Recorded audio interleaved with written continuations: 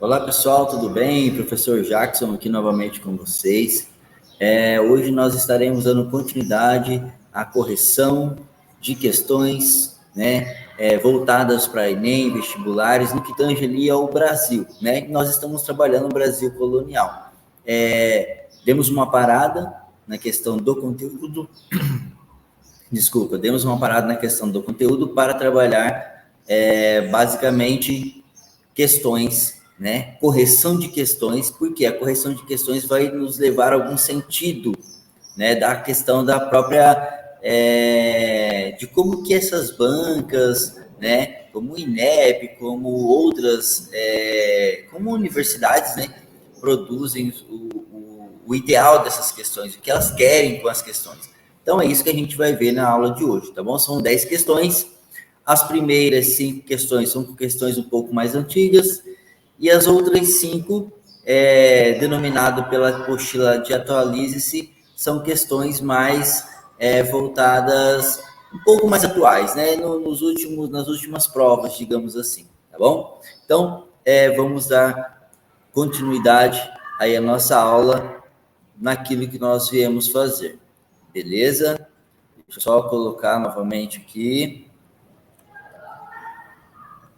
Pronto.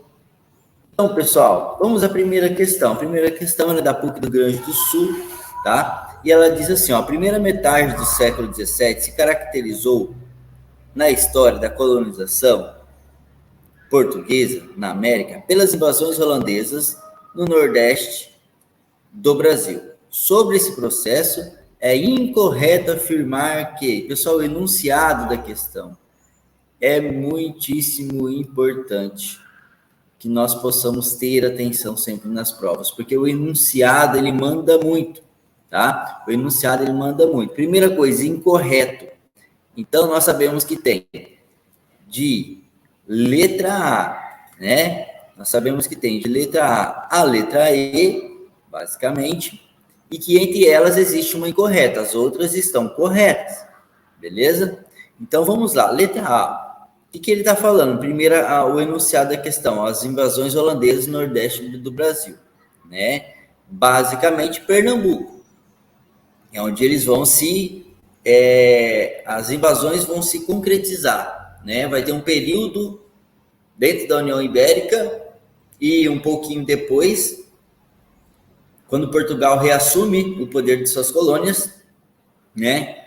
Nós temos aí os holandeses controlando a produção açucareira no Nordeste, direcionada ali Pernambuco, né? Tá. Então vamos à primeira questão. Nós queremos o que? A incorreta. Um dos motivos dessas invasões foi a proibição estabelecida pela Espanha de que a Holanda comercializasse o açúcar brasileiro na Europa, visto que, devido à União Ibérica, 1580 e 1640, Portugal estava sob domínio da coroa espanhola, rival dos holandeses. Pessoal, corretíssimo. Nós temos um problema que a Holanda ela está se separando ali, tornando independência dos Países Baixos. A Espanha, né, que tinha uma maioria, certo? Da sua família controlando a Áustria e os próprios Países Baixos. Então, quando a Holanda se torna independente, a Espanha vai ter um embargo colonial, em que os holandeses, então a Espanha vai dar um embargo colonial para os holandeses para que eles não possam mais comercializar o açúcar brasileiro na Europa, certo? Monopolizando tudo, beleza? Então, esse, né, basicamente, é um dos motivos. Os holandeses vão criar a Companhia Independente das Índias Ocidentais, que serão responsáveis, tá, pela produção de açúcar e pelo tráfico negreiro no Oceano Atlântico, beleza? Então, saibam disso. A ideia era essa. Então, eles tiveram esse embargo pelos espanhóis. Rapidamente, aqueles nobres levantaram essa Companhia das Índias Ocidentais e correram, então, para que, de alguma forma, recuperasse essa produção açucareira, tá ok? Invadindo as terras espanholas, basicamente na colônia que hoje é o Brasil, né? Tá, letra B, então. As invasões foram ocasionadas pelo fato de a Holanda, a principal parceira comercial açúcar brasileiro na Europa, antes da União Ibérica, pretender manter o fluxo desse produto, de cuja comercialização dependia parte da sua economia para o mercado europeu. Exatamente. Por quê? A Holanda era o principal, realmente, o principal parceiro comercial, porque ela fazia o tratamento final do açúcar, o refino desse açúcar para revender na Europa. Então, ela comprava dos portugueses já em Portugal e fazia todo esse trabalho, certo? E ela monopolizou esse tipo de trabalho, digamos assim. Ela tinha uma grande economia por esse trabalho. Quando temos o embargo, então ela perde, né, tem um prejuízo muito grande. E as invasões foram por causa disso, né? Letra C. A Holanda, que era uma aliada da Espanha, por ambas pertencerem ao Império da família Habsburgo, invadiu o Brasil como parte de luta espanhola contra Portugal pelo controle da navegação do Oceano Atlântico, objeto de acirrada disputa entre as duas coroas ibéricas. Olha só, pessoal, essa aqui está errada, tá? Vamos marcar ela aqui, deixar ela em evidência aqui, ela está errada. Por quê? Primeira coisa, a Holanda não fazia parte do Império dos Habsburgo. A Áustria, os Países Baixos, sim, né? A Espanha, beleza. Mas a Holanda não. A Holanda, no seu regime interno, era controlado por uma outra aristocracia. Ela até fazia parte ali da movimentação dos Países Baixos. Mas quando ela se torna independente, essa aristocracia já não é há muito tempo, tá? Fazendo parte dos Habsburgos. Totalmente diferente. E talvez seja essa a ideia. Talvez seja esse o motivo, porque os Habsburgos nunca não conseguiram controlar a Holanda, dominar a Holanda, né? Então os holandeses se tornam independentes e começa todo um conflito entre Portugal, aliás, entre a Espanha e a Holanda. Então não tinha essa questão. Depois a invasão foi justamente por causa, tá, do embargo colonial que é da Espanha, tá ok? Mas vamos lá na D. O período áureo dessa ocupação foi marcado pela administração de Nassau. Ok. Quando os holandeses estenderam seu domínio para o norte do Brasil, atingindo a Paraíba, Rio Grande do Norte, o Maranhão, e a produção de açúcar foi reorganizada. Corretíssimo também. Tá bom? Foi isso daí. Eles vão ganhando toda uma região. Foi uma dessas questões, tá, do Maurício de Nassau, na administração dele, tá? Ganhar novos territórios, financiar novos engenhos de açúcar para a produção aumentar, tá bom? Recife ganhou muito, digamos assim, certo? Com Maurício de Nassau, porque nós temos uma construção de cidades nessas regiões, tá? Ocupadas pelos holandeses, bem diferente das outras regiões. Tá bom? Letra E. A administração do Brasil, tá, holandês, ficou a cargo de uma empresa privada, Companhia das Índias Ocidentais, já falei para vocês. Além do negócio do açúcar, essa companhia exercia o monopólio do tráfico negreiro e tinha o direito de praticar atividade de curso no Atlântico, o que lhe permitia boas fontes de lucro. Exato. Exatamente. Tá? Exatamente. É totalmente correto. Né? Então, a incorreta, a qual a questão pede, realmente é a letra C. Beleza, pessoal? Então, sempre atentar pelo enunciado da questão. Beleza? Sempre pelo enunciado da questão. É muito importante isso. Ok?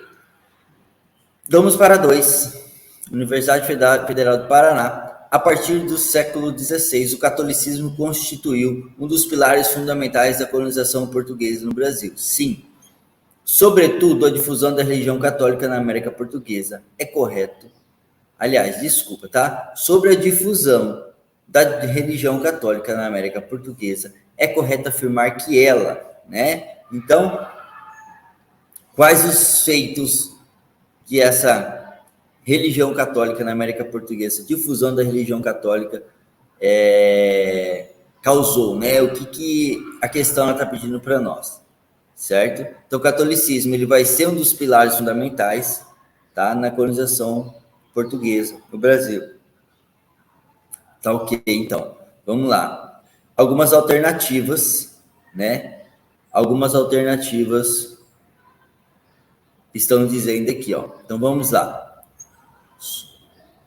Contou com a instituição do padroado régio, conforme o qual cabia aos monarcas portugueses propagar a fé católica nas terras conquistadas. Pessoal, sim, tá? Sim. O padroado, basicamente, né, existia em Portugal e na Espanha, ok? Existia no Portugal e na Espanha. E ela exigia nos reinos a função de construir igrejas, tá ok? Designar os clérigos, que são aprovados pelo Papa, tá? A pagar os salários e a cobrança do dízimo nessas regiões. Lembrando, pessoal, que os jesuítas, então essa aqui está corretíssima, né? Os jesuítas, eles não só tinham a responsabilidade de difundir aos povos nativos, no caso os indígenas, mas também de difundir a fé católica entre os colonos, tá? Entre os colonos. Beleza, número 2. Pôde contar com a intensa atividade dos religiosos jesuítas já nos primeiros processos de povoamento ocorridos sob a égide das capitanias hereditárias, né? Olha só, não necessariamente, tá? Não necessariamente. Isso daí ele vai acontecendo aos poucos. Eles vêm, tá? Mas essa ideia de intensa atividade, não. Os jesuítas vão vindo conforme as embarcações, tá? Vão vindo conforme as embarcações. Lembrando que nós temos jesuítas dos dois lados, português e espanhol, que vão chegando aos poucos para poder fazer esse trabalho da difusão do catolicismo. Certo? Número 3, então. Número 3. Foi apoiada pelo Santo Ofício, que enviou visitações para a Bahia e Pernambuco. Sim, exatamente. Tá? Exatamente. Que tinham responsáveis que vinham, aqueles que ficavam presos por questões diversas, quando chegava, tá? Quando chegava os visitantes, representantes lá do Santo Ofício, para o julgamento dos infiéis, tá? Então, nós temos essa passagem aí. Aquela mesma condenação que muitas vezes nós vemos que acontecia só na Europa, acontecia no Brasil também. O julgamento de pessoas, tá? Por heresia, por exemplo, por heresia. E aí é que está a situação. Muitos, às vezes, eram transportados para a Europa para serem julgados lá, tá? Número 4. Teve que enfrentar expressões religiosas que mesclavam aspectos do imaginário religioso tupi com traços das hierarquias, títulos e rituais católicos. Sim, começa uma mistura de religião dos povos indígenas, né? No caso, os tupis, e a questão católica. Então, os jesuítas, basicamente, né, tiveram que começar a reverter alguns pensamentos, alguma cultura, né, que começava a mesclar essas religiões totalmente diferentes, certo? Então, essa difusão do catolicismo no Brasil, ela foi muito complexa, inclusive com os povos escravizados africanos que chegam ao Brasil, Tá bom? Então, questões que estão corretas, nós temos a 1, a 3 e a 4, né? 1, 3 e a 4 é a letra C. Beleza, vamos lá. Uma do Enem aí, ó. Uma do Enem, número 3. A experiência que tenho de lidar com aldeias de diversas nações me tem feito ver que nunca índio fez grande confiança de branco, e isto sucede como os que estão civilizados, como não sucederá o mesmo com esses que estão ainda brutos. Então, nós temos uma ideia de uma experiência, né? De uma experiência dos povos indígenas, juntamente com aqueles considerados civilizados, o europeu, né? Tá? Então, ele vai dizer, nunca índio fez grande confiança de branco. Existia uma rivalidade entre os dois. Mas aqueles que aceitavam, às vezes, algumas questões dos portugueses, eles tinham suas razões. Tudo bem? Eles tinham as suas razões. Então, tá. Vamos ver o que o enunciado pede. Vamos ver o que é que o enunciado pede. Deixa eu só voltar novamente aqui, porque eu mudei de página. Vamos ver o que é que o enunciado pede. Em 1749, ao separar-se de São Paulo, a capitania de Goiás foi governada por Dom Marcos de Noronha, que atendeu às diretrizes da política indigenista pombalina, que incentivava a criação de aldeamentos em função, só um segundo, em função do quê? Né? Letra A. Das constantes rebeliões indígenas contra os brancos colonizadores que ameaçavam a produção do ouro e as regiões mineradoras? Não necessariamente. Vamos ver, olha só o que é que o enunciado está pedindo para nós verificarmos, então, pessoal. Ó, 1749, ao separar-se de São Paulo, a capitania de Goiás, governada por Dom Marcos de Noronha, que atendeu os diretrizes da política indigenista pombalina e que incentivava a criação de aldeamentos, tá? Em função. Então, nós temos uma ideia do Marquês de Pombal, tá? Do Marquês de Pombal. Então, vejam bem, o que o Marquês de Pombal ele vai fazer? Quando ele assume a administração da colônia, tá? Ele vai falar o seguinte, olha, primeira coisa, nós temos uma lei chamada de lei, tá? Dos diretórios dos índios. Essa caneta está muito... É assim que era a lei, tá? Deixa eu pegar... Afinar mais ela, está muito... Aqui. Acho que agora vai dar. Isso. Lei Diretório dos Índios, né? Beleza. Isso aqui começa a valer com Pombal a partir do século XVIII. A partir do século XVIII. Tudo bem? Beleza. E ele vai determinar algumas questões. Quais questões? Tá? Exclusão dos jesuítas no aldeamento. Tá bom? A exclusão dos jesuítas nos aldeamentos. Vai pegar esses aldeamentos, transformar em vilas, tá? Vai pôr o fim da escravidão indígena em toda a região da colônia. Vai inserir esses povos na cultura colonial. Vai obrigar esses povos a que eles todos usem as roupas e que eles construam casas no modelo colonial. E também que eles devam falar português. E vai estimular ainda o casamento entre indígenas e colonos.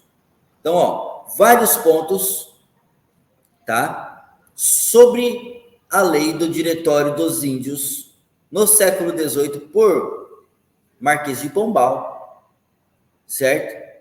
Justamente para que a colônia caminhasse um pouco mais. Nós estamos no século XVIII. Aqui já está um problema muito sério com a Espanha, certo? Um problema muito sério com a Espanha sobre questões territoriais. E o que deveria ser feito? Garantir esse território. Garantir esse território. Para garantir esse território, tem que ter alguém em cima desse território. E quando você pega essas populações indígenas e a cultura, digamos assim, entre aspas, né, as obriga a formar essas vilas, como ele fez, comprando-os até com o fim da escravidão, mas que eles teriam que ter roupas, né, justificando uma ideia de aculturação, falar o português, né? O casamento entre indígenas e colonos para a formação de várias vilas. Isso vai justificar o território português. Tá? Não é à toa que a partir de 1750 nós temos Vila Bela da Santíssima Trindade aí. Né? Então vejam bem, aqui, né, no caso do estado do Mato Grosso, né? Então vejam bem, essa foi a política pombalina. Essa foi a política pombalina. Tá? Então, certo? Então, deixa eu apagar aqui porque vai soar para vocês como correto, né? E a letra A não está correta. Xzinho para a letra A. Não está correta. Ó, da propagação de doenças originadas do contato de colonizadores que dizimavam boa parte da população indígena, negativo. Tá? Não era bem isso. O que o texto está pedindo. Certo? Letra C. Do empenho das ordens religiosas em proteger o indígena da exploração que garantiu a supremacia da administração colonial? Não. Tá? Porque quando nós temos uma perspectiva de trazer esses indígenas como parte da população agora, que deveria respeitar as ordens portuguesas, os próprios jesuítas começam a criticar essa administração, né? A letra D ele vai trabalhar da política racista da coroa portuguesa contrária à miscigenação, que organizava a sociedade em uma hierarquia dominada pelos brancos.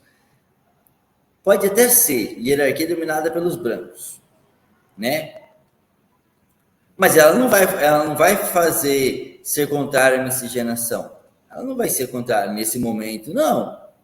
Porque se ela vai, né, estimular o casamento entre indígenas e colonos, poxa, basicamente não, né? Não tem, não há, tá ok? Não há. Não é contrário à miscigenação, não nesse momento. Letra E. Da necessidade de controle dos brancos sobre a população indígena, objetivando sua adaptação às exigências do trabalho regular. Correto, pessoal. Correto. Também é uma forma, tá, de controle dos brancos sobre a população indígena.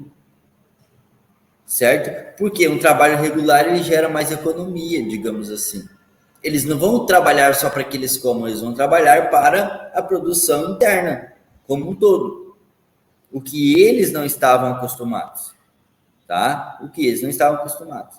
Beleza? Letra E, então, questão número 3.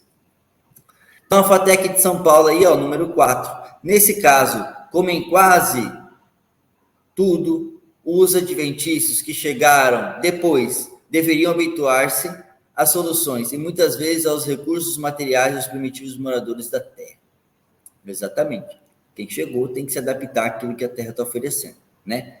As estreitas veredas e atalhos que esses tinham aberto para o uso do próprio nada acrescentariam àqueles de considerável, ao menos durante os primeiros tempos. Para o sertanista branco ou mameluco, o incipiente sistema de viação que aqui encontrou foi um auxiliar tão prestimoso e necessário quanto fora para o indígena. Donos de uma capacidade de orientação nas prenhas selvagens, que tão bem se revelam suas afinidades com o gentil, mestre e colaborador inigualável nas entradas. Sabiam os paulistas como transpor pelas passagens mais convenientes as matas espessas ou as montanhas aprumadas, e como escolher sítio para fazer pouso e plantar mantimentos. Sérgio Buarque de Holanda, Caminhos e Fronteiras. Então, pessoal, é um trecho do livro do Sérgio Buarque de Holanda, o Caminhos e Fronteiras, né? Que ele vai trazer o seguinte: olha, aqueles primeiros que chegam têm que se adaptar ao território, né? E aqueles primeiros brasileiros, talvez ali os mamelucos, né? Conhecem muito bem o que é uma mata espessa, o que é andar nas matas.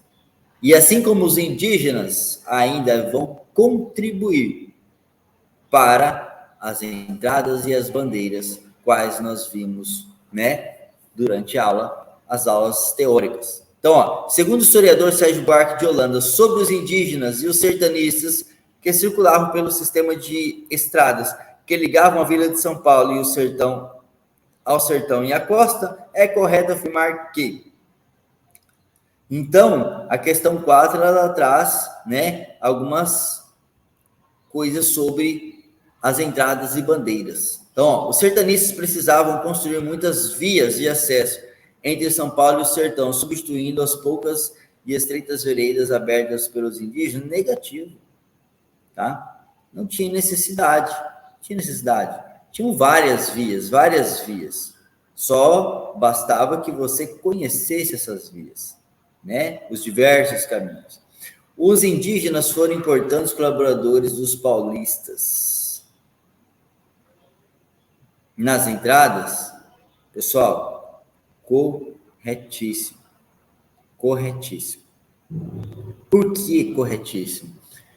Porque, olha só, o contraponto da letra A, ele vai dizer o seguinte, né? Que esses indígenas e também os mamelucos auxiliavam esses paulistas nas incursões por interior, beleza?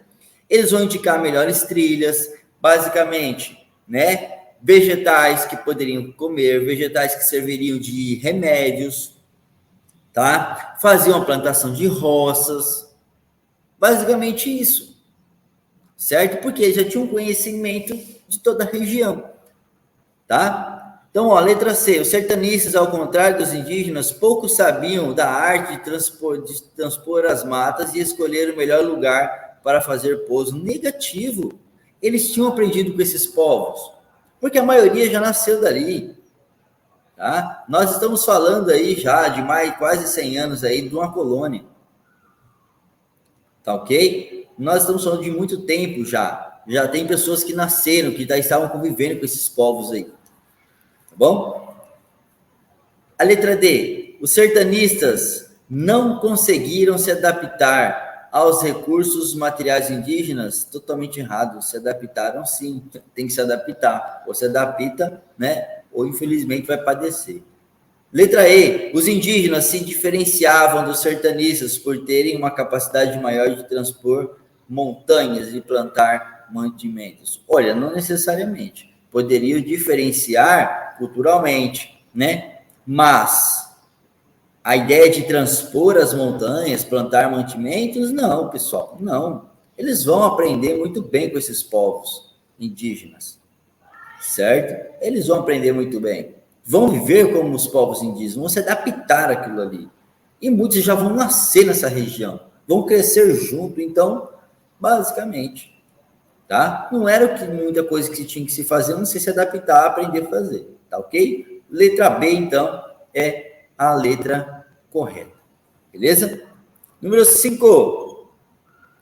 Nas disputas pelo domínio das terras da América, incluía-se o domínio dos holandeses sobre a região que abrangia desde o litoral do Maranhão até o Sergipe. O apogeu dessa dominação ocorreu entre 1636 a 1644. Nessa época foram concedidos empréstimos aos senhores do engenho, os quais permitiam o aumento da produção açucareira, normalizou e ampliou-se o abastecimento de cativos africanos para a região de Pernambuco e a cidade de Recife, capital desse domínio, converte-se num centro repleto de obras arquitetônicas. Essa prosperidade no Brasil holandês está diretamente ligada ao governo.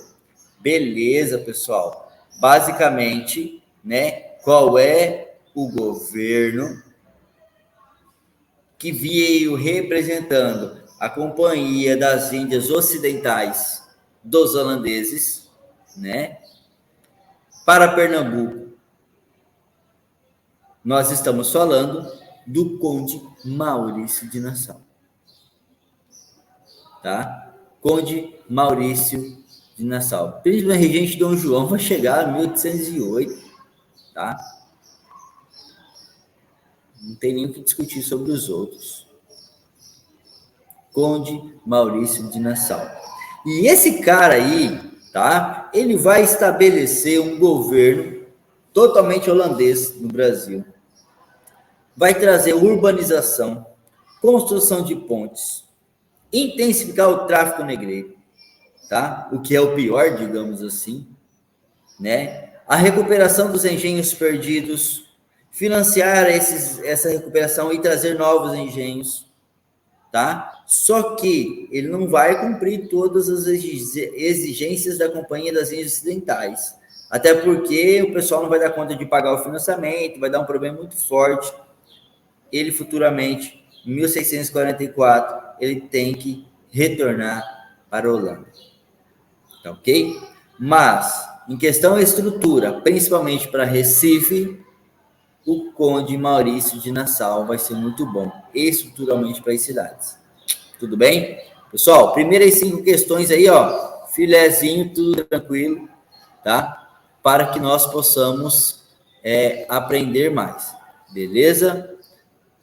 Daqui a pouquinho eu vou lançar um outro vídeo com mais 5 questões para que nós possamos aí chegar a um conhecimento maior sobre esse Brasil colônia, toda essa situação que está ocorrendo.